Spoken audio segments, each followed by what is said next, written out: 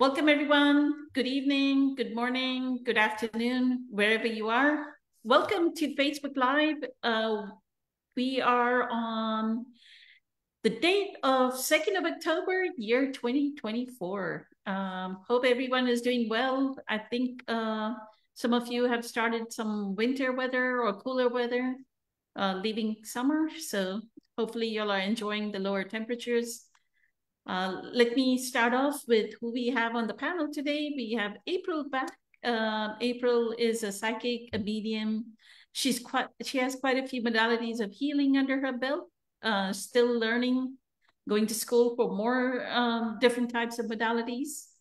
I think she's doing some kind of qigong method or Chinese method of healing as well. So welcome, April. Good to have you. Always a pleasure. Always a joy.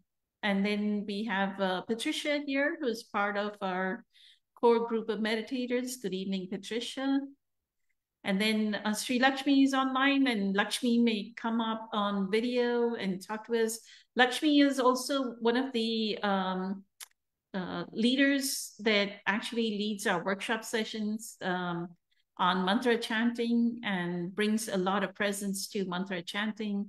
We always love her workshop sessions. I know this year we have not done any workshops. Maybe I learned the software. So Mastermind changed their software like mid-July, and I've been very busy at work. So I have not had a chance to learn the new software.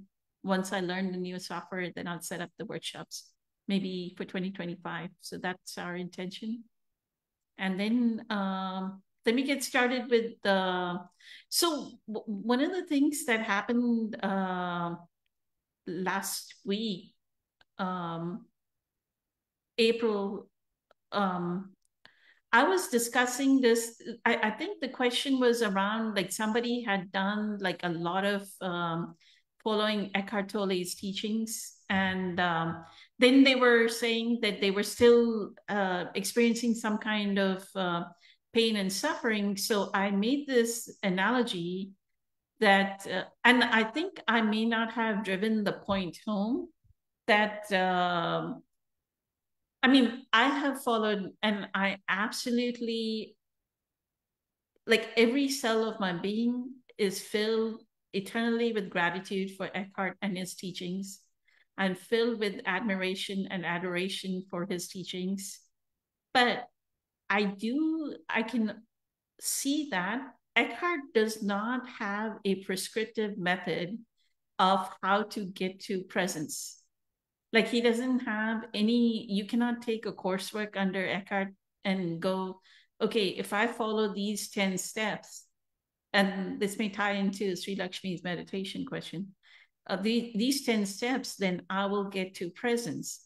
Because the reason and the analogy I was making was what I noticed is I've attended Eckhart's event back in 2016. I went to the Denver talk that Eckhart gave. I attended Kim Ing's Presence to Movement class as well. And then I've attended Dr. Joe Dispenza's retreats, and I've gone to 3 retreats with Dr. Joe Dispenza.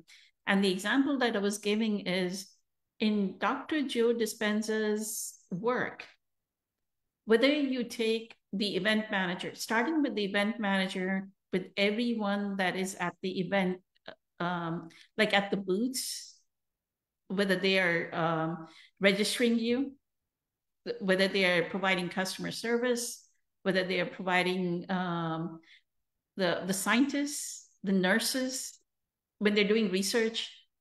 He does meditation. If anybody's watched Source, the documentary, you'll see that there's a lot of research, that scientific research that goes on during his retreat. And I was a participant in one of the researches and research studies in 2022.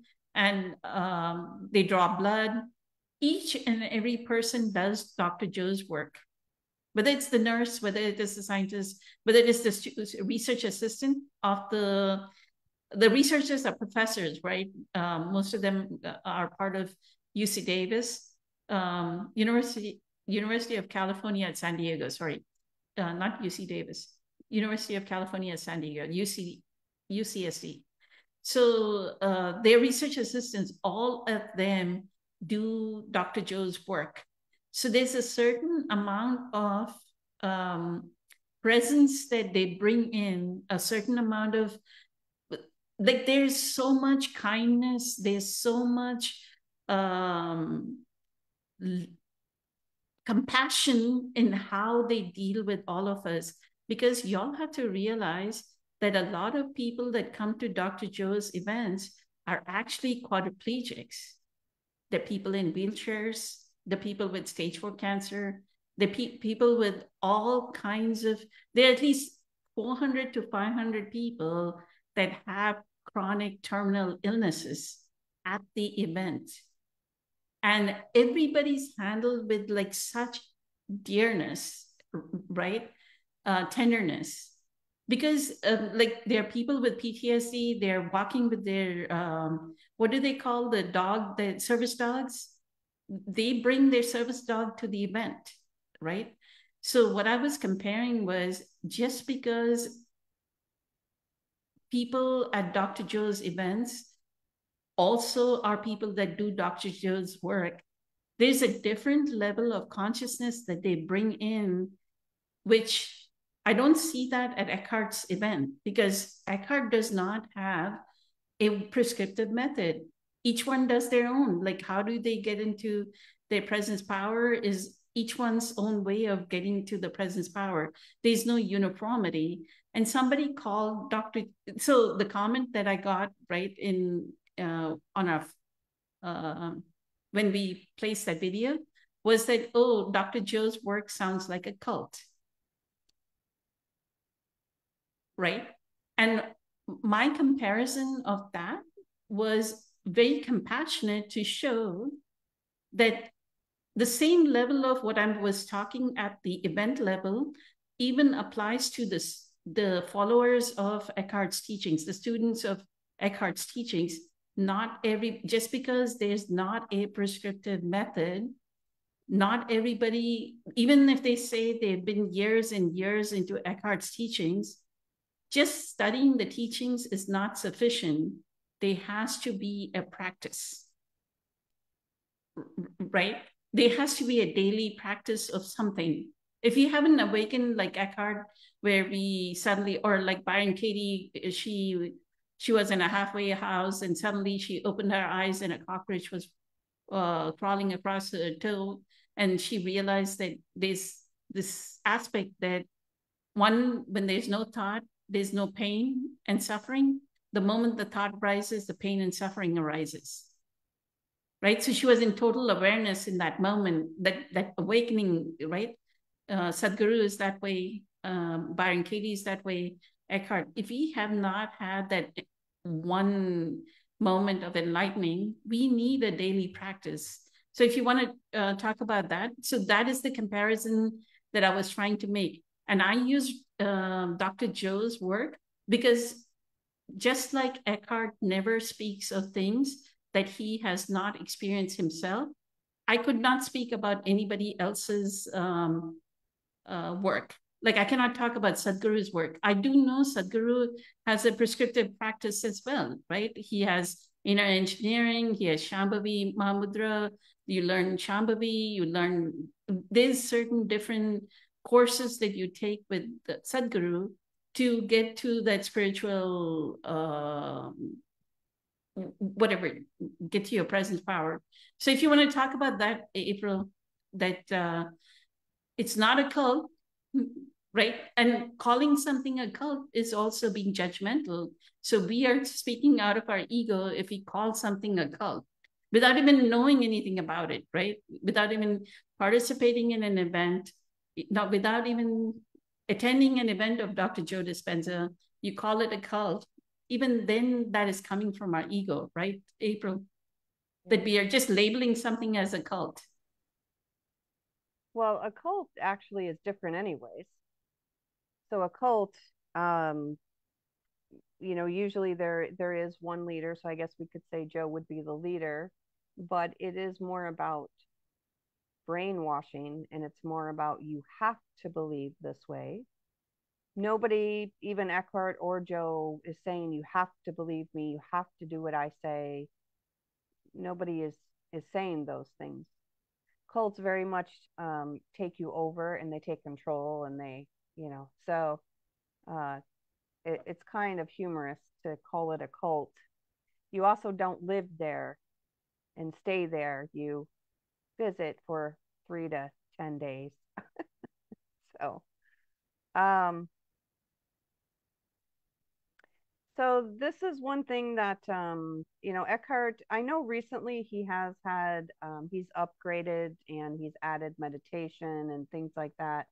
I think because uh, him or his team became aware that there was a gap in his teachings. But I do think that he was one of the lucky people that just had this sudden awakening and this sudden connection to Source. And he fortunately never lost that connection. For most of us, it takes practice, it takes a routine, it takes learning a method and practicing that method for most of us. So I think that's, Eckhart's not the only one to have this sudden connection and hold on to it. But most of us need a method. The other reason that we need a practice is, now Kelly talked about this a lot, is you need to use the physical body. The physical body is the uh, vehicle. It's the vehicle that we use to not only gain enlightenment, but hold on to it and maintain it. So you use the physical body with meditation to connect to Source, to heal your body, to change your thoughts and your feelings. Um, and the other thing is, like with, Eckhart does this too, but he just, to me, Eckhart just does it differently. He just does it differently. But you have to be able to, so like with Joe Dispenza, the one of the big things is that we just go through our day and we just repeat these patterns and these ways of being, and we're unconscious, and we just go about our day and we say the same things, when we brush our teeth the same way and we walk out the door the same way. So it's about creating a new practice to create a new being. And Eckhart, in essence, is creating a new being as well. If you can stop the pain body, you can stop the thoughts, you can stop judging yourself, you are, in essence, creating a new being. So they're gaining somewhat the same thing, but they're going about it differently. I would say that because Joe's work incorporates the body, that it is, in a way, would be more significant, or would have more, such as the healing, the spontaneous healing, right? The one thing that I, want to say though is that my way of doing it is not going to be your way of doing it. Now, Joe Dispenza does have a protocol, he does have a procedure, he does have a way to do it, steps to follow. But that doesn't mean that every one of those steps is going to work for you, even though it's a very effective method, right? So I don't ever want to pin somebody down and say, nope, you have to do these 12 steps or that's it, you're out. But for the most part, you do need to develop a program, a pattern, a set of things that you do, and you need to do them daily. The human body and mind is very habitual, and we like to create patterns in those neural networks. And that if you're not consciously trying to uh, evolve, then you will slip back into old patterns. And that's why it's important to do this daily. So I think well, I don't want to say most, but I know for us that are on the panel right now, we have a procedure that we follow, right? Most of us, yeah. Yeah.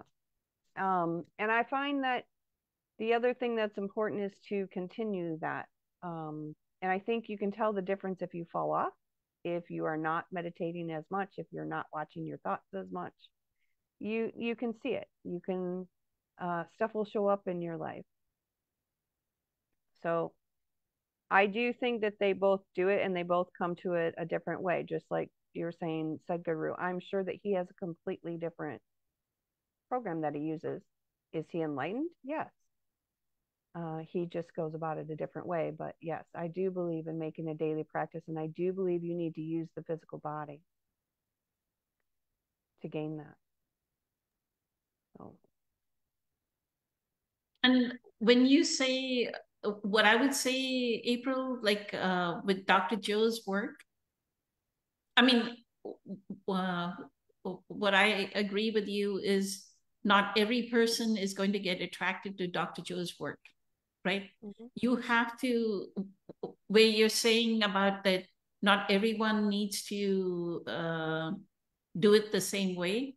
Once you start on Dr. Joe's work, you have to do what he's saying, because there is a lot of science and a lot of what he says, the words he uses is, once you assign meaning to the act becomes more effective, right? If you don't understand why we are doing it, right, we really don't understand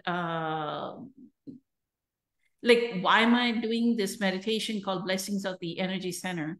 If I assign the meaning that as I balance that the reason why I am reactive, that I'm angry or I'm frustrated or I'm anxious or I'm fearful, whatever the so-called negative emotions are, is because I'm stuck in energy center 1, 2, and 3, which is chakra 1, 2, and 3. He doesn't want us to use the word chakra. He calls it the energy center 1, 2, and 3.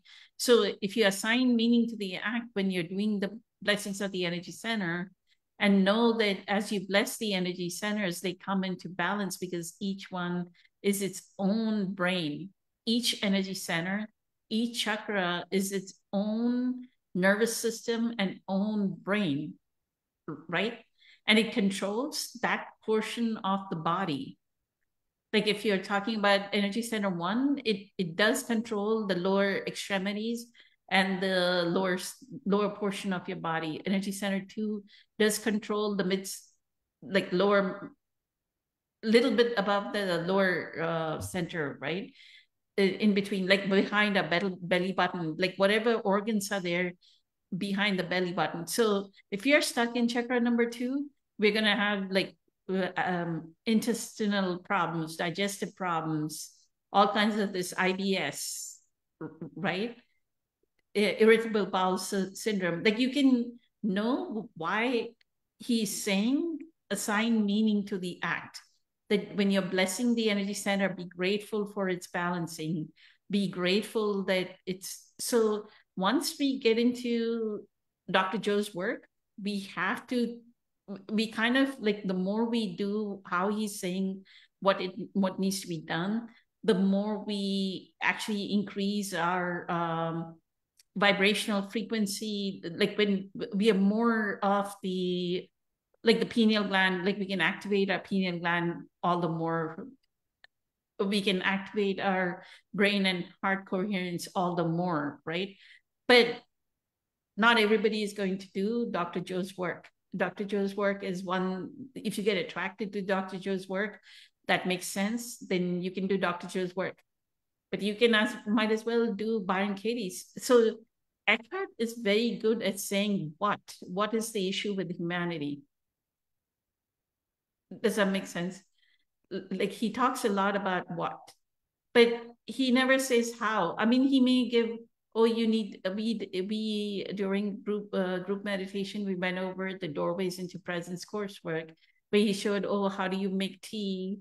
How do you do your daily practice? Like hold on to objects, give presence to objects. Like it may be like your toothpaste. How do you hold on to your toothpaste? Or spend time in nature, spend time with pets, right? Like a lot of examples of how you get to presence, but still it's not that kind of like intense the intensity is not there in there, right? You still will go, oh, I'm still not getting to that level of presence where my vibrational energy is high. Yeah. Even if you follow the pointers that Eckhart is teaching, right? Mm-hmm. Yeah, he does tell you how, again, but he is telling you how in a different way, but he's not using the physical body like Joe Dispenza.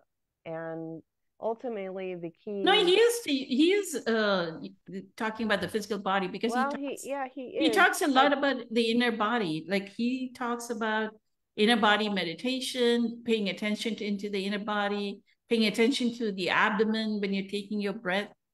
Like he's even in that doorways to presence, he taught about the, well, yeah, that's what I think. Like he has added that in, because I think many people were like, hey, how are you doing this? right? It is not as intense as Joe Dispenza. And the key really is, I think, like what you're talking about is the vibration, the frequency. That is really kind. But see, the thing is, though, is to me, I think that Eckhart has achieved that, but perhaps he doesn't know how he achieved it. How do people, he doesn't know how to get another person to achieve it. He can transmit it. He can be a transmitter of that energy. He tries to, like, you will really feel his presence when you attend his retreat. I mean, attend his session. But still, you don't know, the transmission is there, but then you don't know how do you transmit that? How do you raise your own vibrational frequency? Right. So that's the explanation. So everybody needs to understand that when I say Eckhart does not know, I mean, does not show how, has nothing to do with I'm being judgmental, or me being a student of Eckhart for 14 years. I've started with him in year 2010. For 14 years, I've been searching, and I still don't find that in Eckhart's. And I've watched every video of his on his website. Maybe a couple, some videos are like 4 or 5 times, right? Same thing with watching, like listening to his books like 30, 40, 50, 60 times, right? I've listened to A New Earth and The Power of Now like over and over and over again while commuting.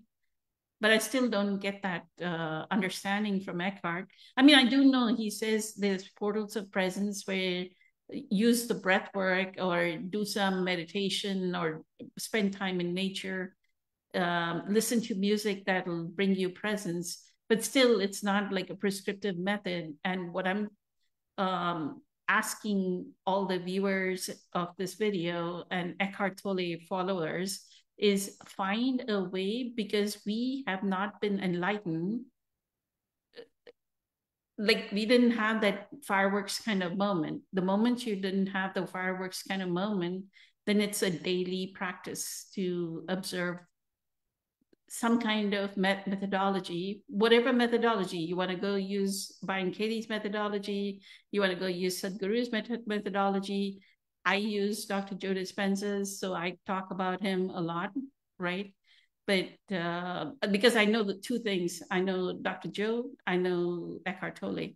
So I talk about the 2 things I have admiration and adoration for, right? And those 2 people. So I talk about them a lot. So the other thing, April, is where we ended the last meeting was we were talking about this. Dr. Joe also says believe, behave, and become, right? The mental rehearsal. How do you believe? You behave. Like, let's say if I had I'll use my own example. I used to be a very jealous person. Like I was jealous about my brother all my since I was little. Like if he got a those piggy banks, if he got a piggy bank that was green in color, I needed the same exact piggy bank in red color, like a female color, right? If he got something, I needed that If not, I would think that I was being discriminated. I would feel less than, right? So once we detect the jealousy, how do we believe, behave, become mental rehearsal to see ourselves as somebody? How am I going to act the next time that I get that emotion of jealousy? Right? So if you want to talk about mental rehearsal, and then I'll go to Patricia. I'm eternally grateful for all your wisdom and feedback. Thank you, thank you, thank you. We love having you here. You want to talk about mental rehearsal? That's where we left off last. So mental rehearsal is, for me, the first step is when you become aware that you want or you need something different, or that you're unhappy in the space that you're in, or maybe you're miserable, or there is just not that inner peace and there needs to be change. That's the first step. So awareness to me is one of the most crucial steps.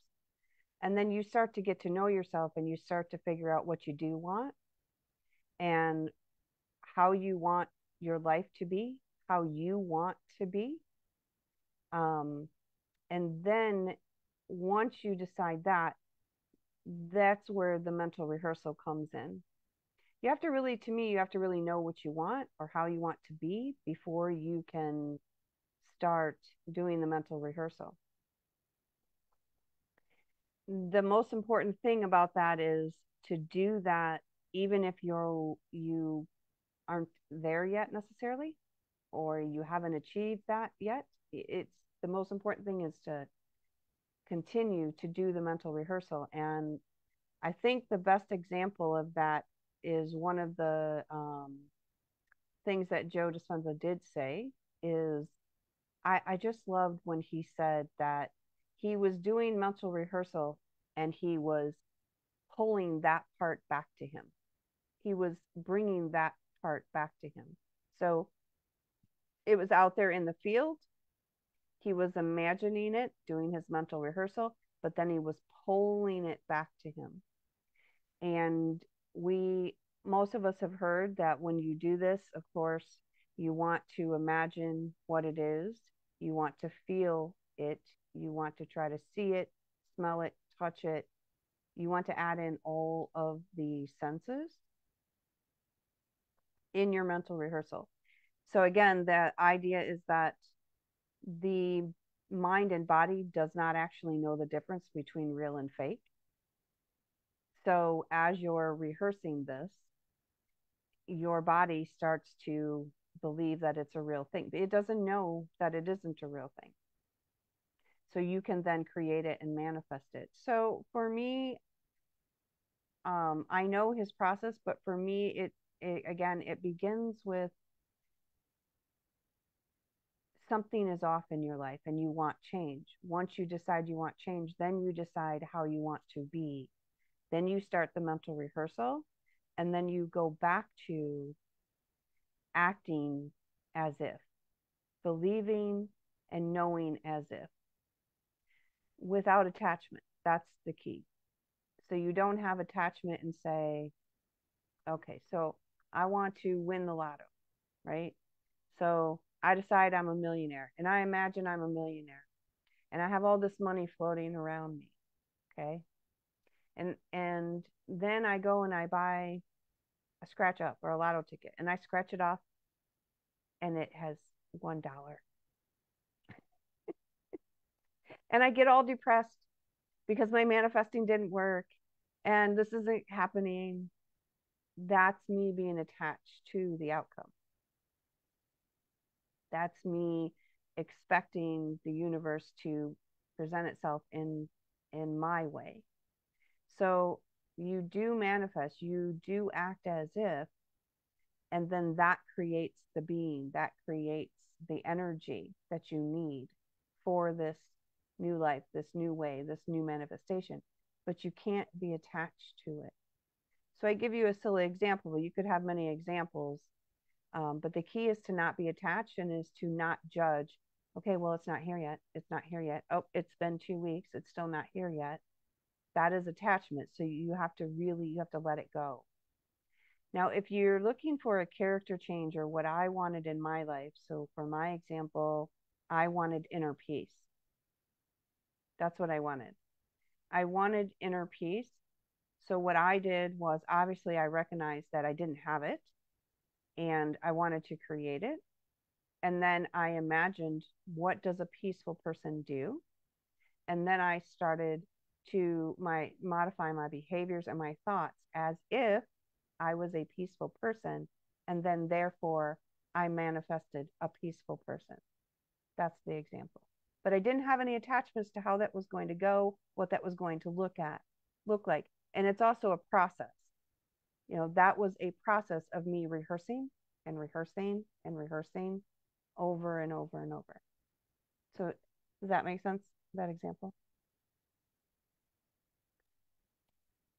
I'll thank you so much for the feedback, April. Grateful for it. Let Patricia speak because it's getting late, and then I'll talk about the mental rehearsal. Thank you. Just speak. I'm fine listening today. So yeah, if you have a lot to say, go ahead. Thank you. No, you can give your feedback, Patricia. Go ahead. Thank you. I mean, I've been doing like you, listening to Eckhart, and I like the way he talks about ego. It's because it's also a part of feeding the brain to understand what's going on. And Dr. Joe does that too. He just has science and research to support it, but they basically talking about, recognizing stuff, being aware. And then with Eckhart, okay, I see my ego, my pain body coming up. I feel it. So now you got to change something. You can't react. So when Dr. Joe said you need to do something different because it takes energy to break that pattern, that cycle that the body is in, the stress hormones, it's being released. So we get that cycle going. And Eckhart, yeah, you're right. He just was lucky, even though it was like he wanted to basically kill himself, I guess. And that grace came over him and he realized, and the same with Byron Katie. So, but Dr. Joe is saying he doesn't want people to have to wait till something so tragic happens that completely throws them out of the old self with that power. He wants us to be able to do it, within our normal lives. Because honestly, he does, though, treat people that are in serious conditions. Like, having stage 4 cancer, for me, it's pretty serious. So those people waited. But I just wonder if it's also good for the rest of us, but that's maybe not as sick and just want a little change, little peace, little freedom, overcome, limitations that we have.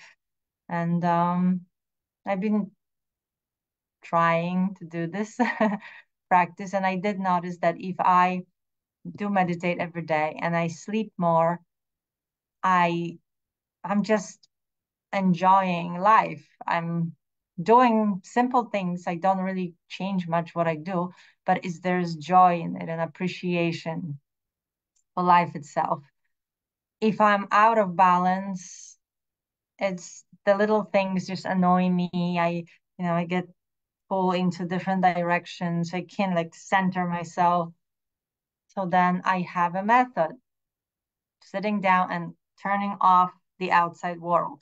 And that's what Dr. Joe says. I see that with Eckhart, he actually wants every moment to be a meditation. He wants every single activity we do with the awareness. So that part is very different.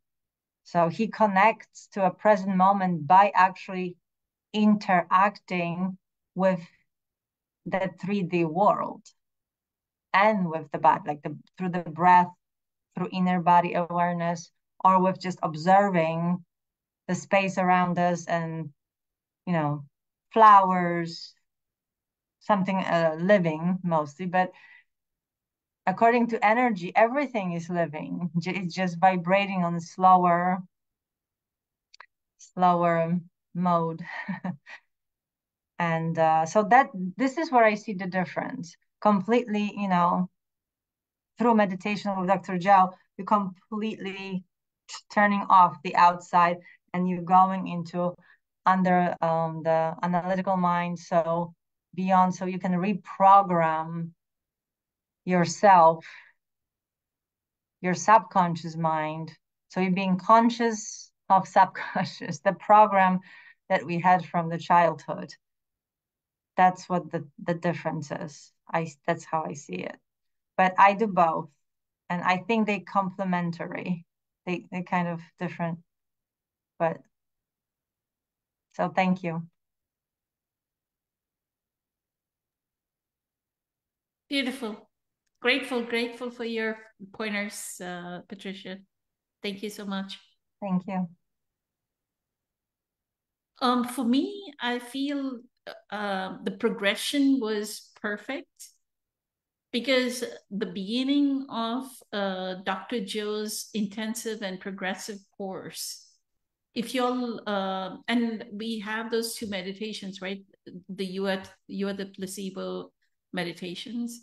So in the intensive and progressive course, what Dr. Joe focuses on is to recondition our body to a new mind, which is breaking our beliefs and perceptions. The strong, if anybody's listened to the morning meditation, it's about like evaluating what are our thoughts in the day, right? What are we believing? What are the emotions of the day? How are we going to not behave like what we behaved yesterday? Right? If yesterday I was jealous, I'm going to continue on this jealousy theme. Yesterday I was jealous. How am I not going to be jealous today? Right? So the mental rehearsal and this is the example of mental rehearsal that I'm going to give, is let's say I was jealous that Patricia got a chance to speak and I did not get a chance to speak, which is not the case, right? I got jealous. Then how am I going to mentally rehearse what's going to happen the next time we have a Facebook Live? Then what I'm going to mentally rehearse is, if Patricia gets to speak and I don't get a chance to speak, then the joy is in listening to Patricia, right? Then the jealousy goes away. Then I'm going to mentally rehearse the experience of experiencing the joy of listening. Does that make sense to everyone? That there is joy even in just listening, that I did not have to speak a word, right? And then the jealousy, and that is where, these two teachings merge, where Eckhart says the joy and true love is seeing yourself in the other. So whether Patricia spoke or I spoke, it is the one consciousness speaking. So it doesn't matter whether I spoke or Patricia spoke. It is this one and the same. I see myself in Patricia, and I know myself in Patricia, or I know myself in April. Does that make sense? So what I feel is, that part of the intensive progressive course where he goes so in depth into beliefs and perceptions, because I had done Eckhart's work, because I had done Nature of Personal Reality, I had written a book about limiting beliefs, right? I had broken down my beliefs to such a degree. I never had to go into any beliefs and perceptions for meditation. I had already analyzed enough of my beliefs and my what are my conditioned patterns because of 10 years of Eckhart's work, right? So if anybody wants to apply Eckhart's teachings correctly, the main teaching is to understand our conditioned patterns. What Kelly and Kelly always talk about as shadow work, right? Like they talk in Kelly and Kelly, the issue with Kelly and Kelly is they understand things in their language, but Eckhart is actually talking exactly about how what they're saying is exactly what Eckhart is talking about. They just don't understand that Eckhart is talking about exactly the same thing. Because Eckhart is talking about knowing your conditioned patterns, be in such a high degree of presence that you're able to recognize your patterns. You're able to recognize the conditioning that your family has put you through, that you're, oh, by the way, it was so funny. Eckhart was doing a Q&A. April is going to laugh about this.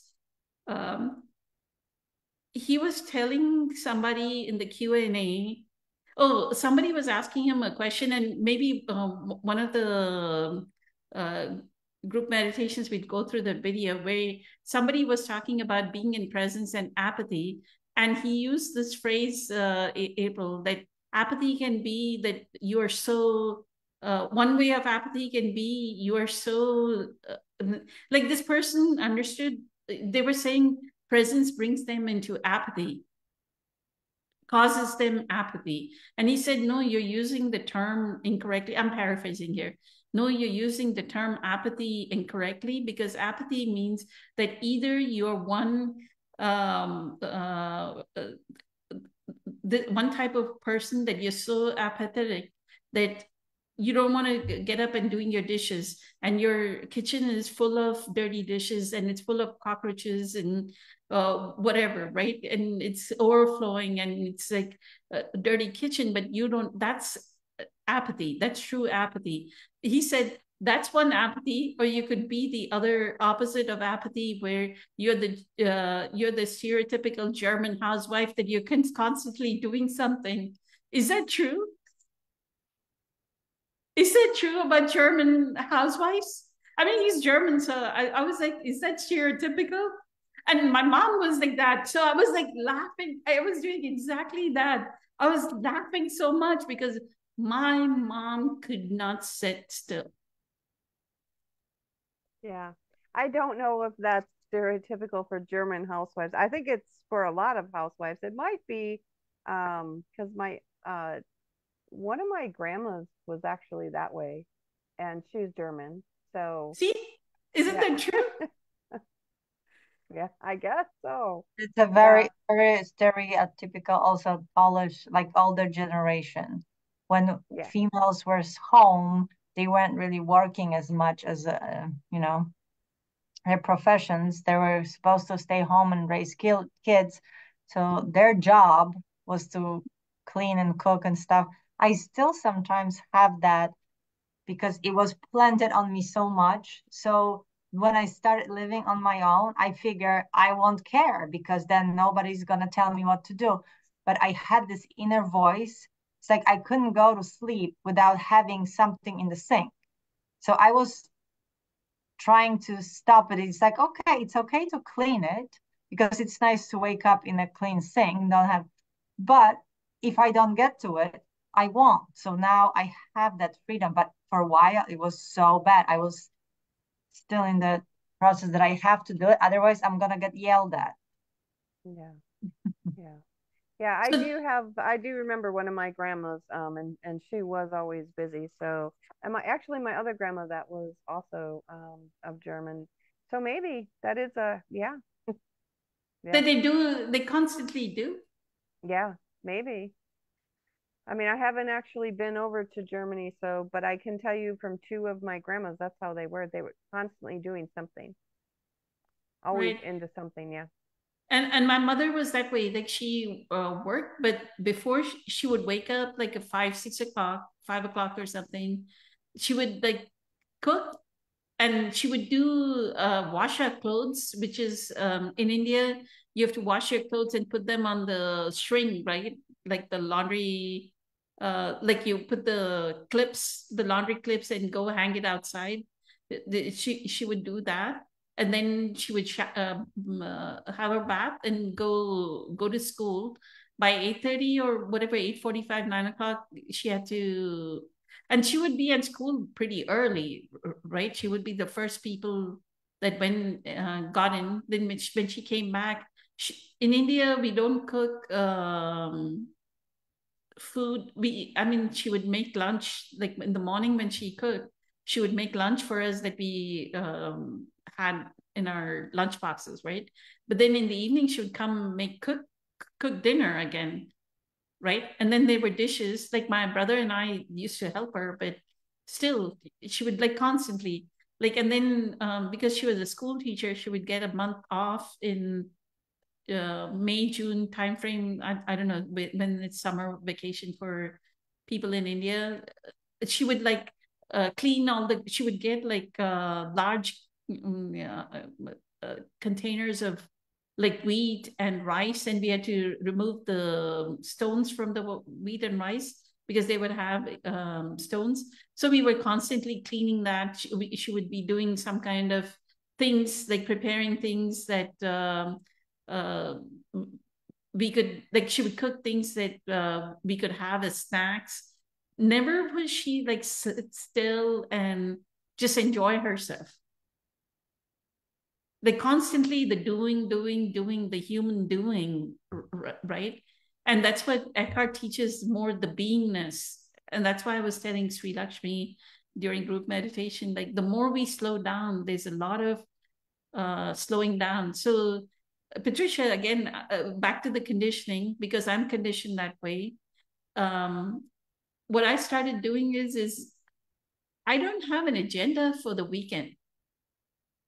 Like I'll generally have an agenda that, okay, I'll clean the bathroom. Yeah, I may have cleaned the bathrooms, but it won't be, I'm going to clean the bathrooms as soon as I wake up at 8 a.m. in the morning, right? Or 6 a.m. in the morning, I'm going to clean. Nothing of that sort. I'll just do all my celery juice. I mean, right now I'm having to work in the morning. That's a separate situation. But then I'll do my celery juice. I'll do my heavy metal detox smoothie, and I might go meditate. When does the bathroom get cleaned? Somewhere during the day, it'll get cleaned, right? It's not necessary. So nothing, I don't have a checklist anymore. If it doesn't get done, it doesn't get done. If it gets done, it gets done. No more checklists. Like I'm very surrendered to what is the present moment. Like there's no agenda that oh, this has to happen on this day at this time. None of that. If it doesn't get done, okay. If the pantry is yucky, it is yucky. It's okay. But I do make sure that the dishes, all the dishes in the sink are in the dishwasher, and the dishwasher is started before I go to bed. That I'm particular about. And my kitchen is clean. But other than that, things just get done. It's a flow. And if it doesn't get done, it's okay. So a lot of acceptance of what is. So I'm hoping everyone does feel that, you know, I compare or I bring up Dr. Joe Dispenza, but a lot of it is because that's who I have the most experience with. But you can replace Dr. Joe Dispenza with any other teacher that teaches a proper practice, which could be Sadhguru. You can take up Sadhguru's work and do inner engineering. You can take up his courses. I don't know what his, I know inner engineering is his introductory course. So after that, you can do other work, or you can take up Byron Katie's methodology, try and be a facilitator with Byron Katie, figure out how does she do her judge your neighbor worksheet, put your thoughts on there. I've done it. done the Judge Your Neighbor But worksheet. like you said, it's all about recognizing patterns. A lot of what we need to undo, what is obscuring our true self, is our patterns. And actually questioning your thoughts, your negative thoughts, these are the automatic negative thoughts. So they just keep coming. And Dr. Joe said we just do repeat like 90% of the time. And if we are living in the hormones of stress, hormones that just keep repeating. So even though something happens that caused me stress, now if I'm starting to be addicted to it, the stress hormones, the body craves it, right?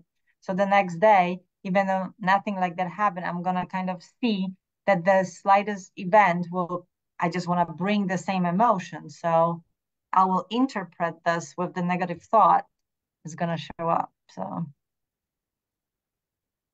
we were reading in The Power of Now, right? The body creates an emotion, the cyclical part. So Eckhart has talked about it. That the body creates an emotion, the emotion creates a thought, the thought creates an emotion, like a cycle, the emotion creates the thought, and it becomes a vicious cycle, right? So knowing that, yeah, down-regulated genes, according to Joe, that's the consequence. And then you're down-regulating your genes because of that. But Eckhart does talk about that in The Power of Now, and I can look it up because we just read it. I can tell you, yes, in my edition where it is. In my edition, it's in page 25 on, is this chapter 2 or chapter 1? Yeah, chapter 1. You're not your mind. He talks about emotion, the body's reaction to your mind.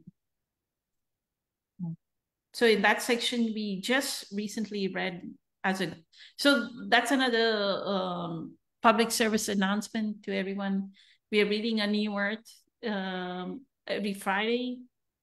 Either we're reading A New Earth or The Power of Now, or then we do a group discussion. So it's a different thing. Like this weekend, it will be A New Earth. The next weekend, Friday, will be, so please join us for group meditation.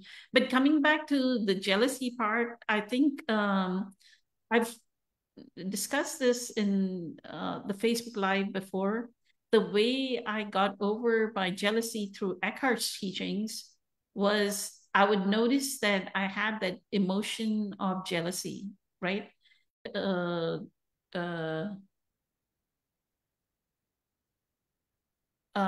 2012, when I joined a new job, I decided, so I have been in Eckhart's work for a year and a half too, right?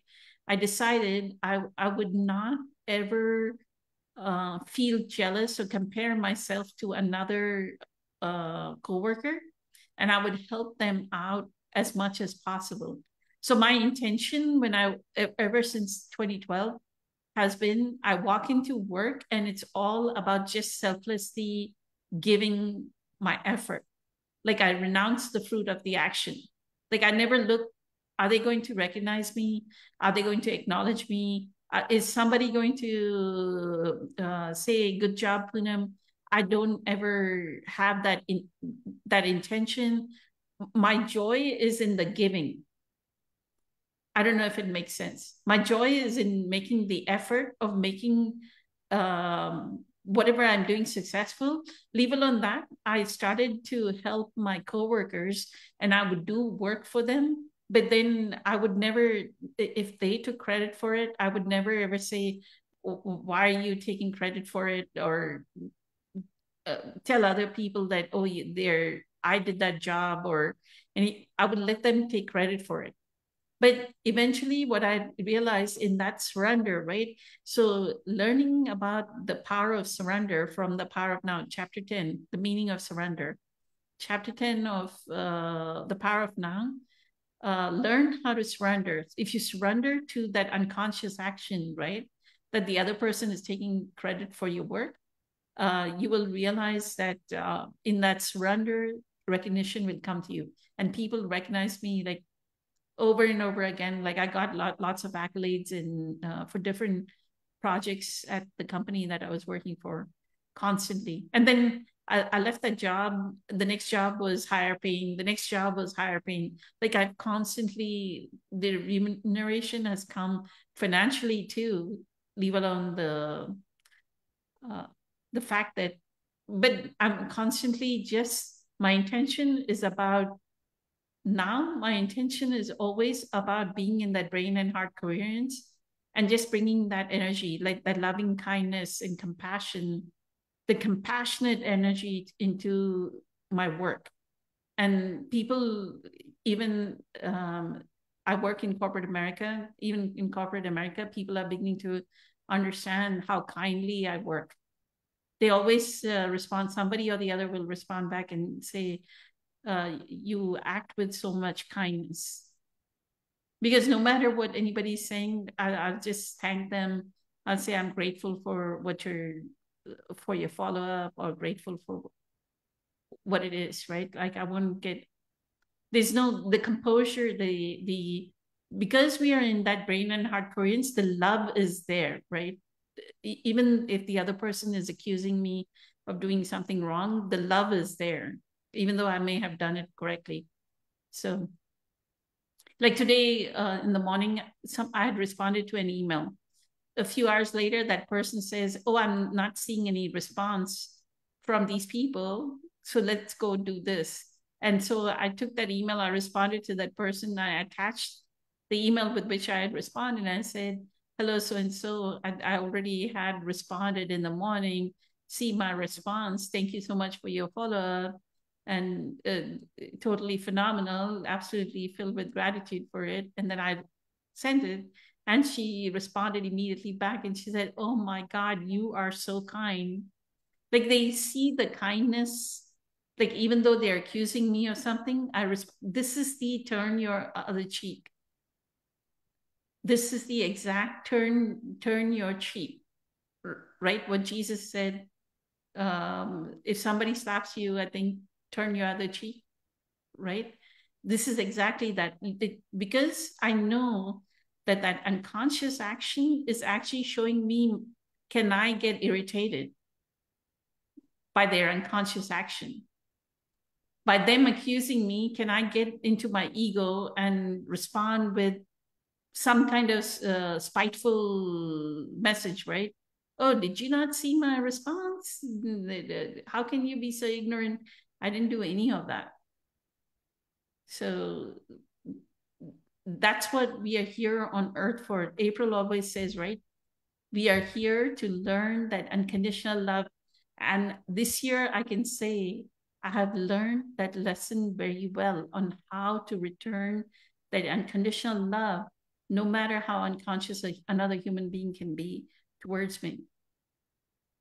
Right? Always respond, always be vigilant about how that unconscious action can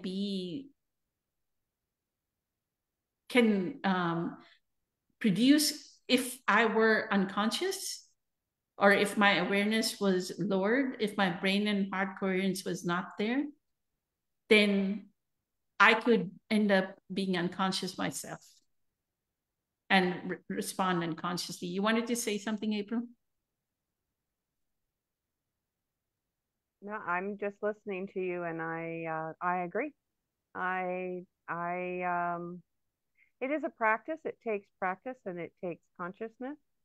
And sometimes, our first response when you first start practicing this is still the anger or hurt, but the more that you get into presence, the more you don't get upset, the more you're not offended, the more you can just respond from that inner peaceful place.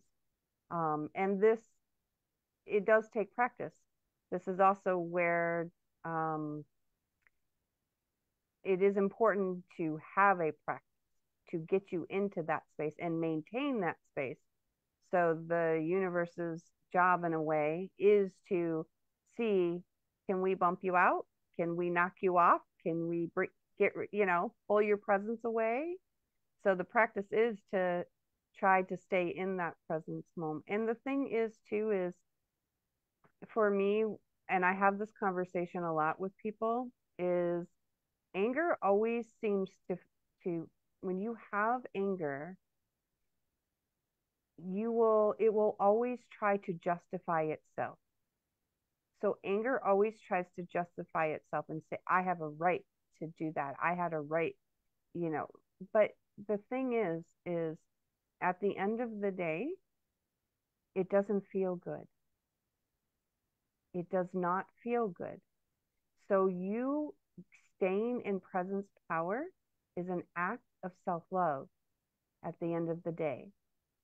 And that act of self-love, of staying in presence power, right, actually vibrates out to the rest of the world. So I don't stop being angry because, oh, I should be nice to you. Yes, that's a good intention, but I'm actually doing it because I want that inner peace and I want that inner happiness and I want that inner presence power. So I then act, behave, respond, and keep my practice because I want to feel good. I want to feel that love, that connection, and then that vibrates out to the rest of the world. That then heals the rest of the world. Incredibly amazing. Thank you so much for tying it back together to what we started with about why do we need to be in presence, right? That we need a formal practice. Everybody needs to take up a formal practice to coming back to this unconditional love. April, thank you so much for choosing your divinity over your humanity. I know it's getting late. Patricia is about to fall off that chair. So eternally grateful. Thank you so much, everyone, for being here. Lakshmi and Sri Lakshmi. Many blessings. Thank you. Much love to everyone. See you all in 2 weeks. Bye. Good night. Bye.